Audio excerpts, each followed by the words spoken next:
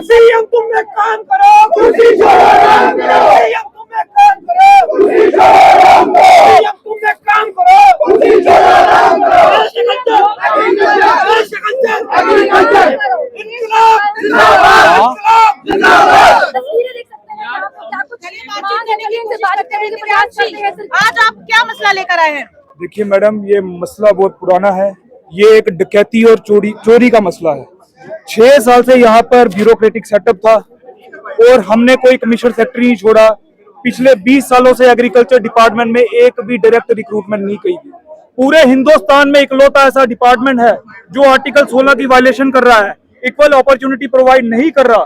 लेकिन पिछले 20 सालों से इतना दबदबा कुछ लोगों ने डिपार्टमेंट के अंदर बनाया है कि वो चाहते हैं हम चपड़ासी से लेके हाईएस्ट ऑफिसर तक हमारी ही प्रमोशन हो। मतलब वो 10वीं पास करके वो एक पोजीशन पे आए, चाहे वो ओसीसी है चाहे वो माली है, फिर वो रिटायर होगा तो वो हाईएस्ट ऑफिसर होगा। और जो बच्चा टेक्नोक्रेट है, जो यूनिवर्सिटीज में पढ़ के जो मॉडर्न रिसर्च सीख रहा है, जिसका काम है एक्सटेंशन, जिसका काम है यूनिवर्सिटी की जो वो जितनी भी टेक्नोलॉजी है वो सीखता है, उसको डिससेमिनेट करता है फार्मर तक, लेकिन उसको कोई मौका ना दिया जाए।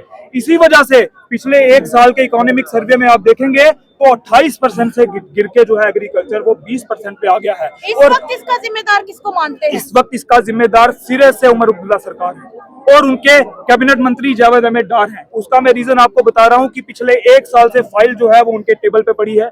वो फाइल कभी डार साहब के पास जाती है, फिर वो डार साहब जीएडी को भेजते हैं, फिर जीएडी जो है फाइल वो सीएम साहब को भेजते हैं और फिर सीएम साहब जो है 1-2 महीने के बाद वापस। ये लोग फाइल खेल रहे हैं। मुझे लगता है इसके पीछे जो लोग अंदर डिपार्टमेंट में बैठे हैं वो कोई नेक्सस है, वो कोई इनको पैसा चढ़ा रहे हैं, किसी चीज की वजह से इनको खुश रखते हैं, जिस वजह से ये नहीं चाहते कि हम अपना हक मांग रहे हैं, हम किसी से भीख नहीं मांग रहे। जैसे ये लोग आते हैं ना 5 साल के बाद, इलेक्शन अपॉर्चुनिटी, हमें मौका दो, इनके अंदर से तो फिर फ्यूडलिज्म की महक आती है, क्योंकि इनके बाप दादा चीफ मिनिस्टर थे, फिर उनके बेटे बने, आज सीएम साहब है और कल जो सीएम होंगे वो हो सकता है उमर अब्दुल्ला साहब के बेटे हो। इनको अपॉर्चुनिटी पूरी मिलनी चाहिए, लेकिन जो एग्रीकल्चर का बच्चा है, जो हमारी अवाम के बच्चे हैं, उनको कोई अपॉर्चुनिटी नहीं मिलनी चाहिए। क्यों? वो मरे क्योंकि वो वोट बैंक के लिए है। इनके जो पूरे प्रोटोकॉल है वो रहने चाहिए। इनको 25-25 लाख की गाड़ियां मिले, 5-5 करोड़ की कॉन्वॉय इनके साथ चले, इनके आगे पीछे सारी गार्ड चले, इनकी 3 लाख रुपया तनख्वाह हो जाए और वो रूल निकालने के लिए ये 1 मिनट नहीं लगाते, एक सिंगल स्ट्रोक से कर देते हैं। लेकिन बच्चे जो अपना राइट मांग रहे हैं, आर्टिकल 16 के अंदर आप सभी जानते हैं राइट टू इक्वल अपॉर्चुनिटी, लेकिन इकलौता ऐसा डिपार्टमेंट है एग्रीकल्चर पूरे हिंदुस्तान में, जम्मू कश्मीर में नहीं, पूरे हिंदुस्तान में इकलौता ऐसा डिपार्टमेंट है जिसने 20 साल से रिक्रूटमेंट ही नहीं की। नए बच्चे जो हैं वो डिग्रियां करके जाते हैं और इनको बोला जाता है एंटरप्रेन्योर बनो। मैं पूछता हूं सीएम साहब, आपका बेटा एंटरप्रेन्योर बन सकता है क्योंकि आपके पास करोड़ों रुपया है। नेताओं के बच्चे एंटरप्रेन्योर बन सकते हैं, लेकिन एक बाप जो अपने बच्चे को मेहनत से पढ़ाता है, लोन उठा के उसकी पढ़ाई पूरी करता है कर्जे से, उसके बाद फिर वो उसको फिर लोन उठा के दे और बोले कि जाके तू अब काम कर, ये हमें सिखाएंगे एंटरप्रेन्योरशिप।